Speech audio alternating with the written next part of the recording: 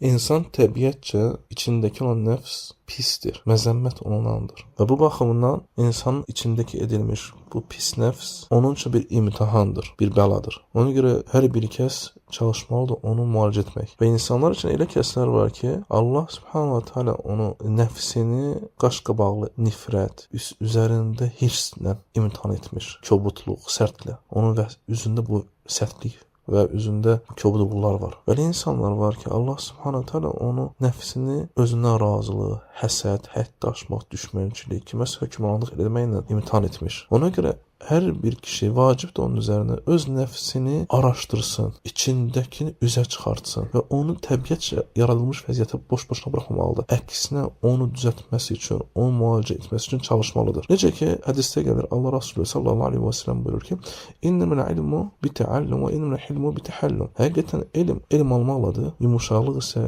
yumuşaqlıq əldə etməklə baş verir. Ona görə hərdən insan öz təbiətini fikir vermir. Ona görə Allahdan istəməlidir, güc-qüvvət istəməlidir. Və xoşbəxt, müvəffəqiyyət qazanmış o kəsdir ki, Allah Subhanahu taala onu təmizlənmiş gözəl əxlaqla yaradıb. Və bu baxımdan da Allah Resulü sallallahu əleyhi və səlləm Əşəcc Abdülqeysə deyir ki, səndə iki əxlaq var. Allah Subhanahu onu sevir. Yumuşaqlıq, yəni yumuşaqlıq burada qəsd ona hilm nə deməkdir? Səbirli, ağıllı davranış etmək.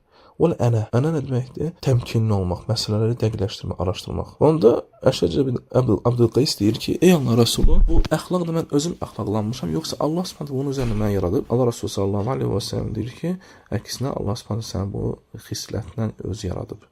Və həmin sahabə deyir ki, Elhamdülillahillezî cəbələnə alə xilqeyni yuhibbuhumullah və rasuluhu.